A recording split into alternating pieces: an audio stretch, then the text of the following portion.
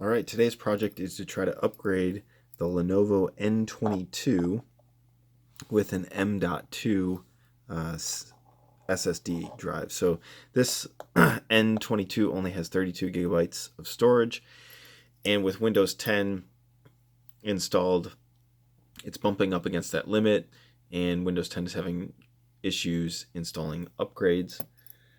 So we're going to try to install this M.2 card. So the first step to get this panel off is there's 11 screws around the perimeter and then one kind of in the middle here, and we're gonna go ahead and try to get this off.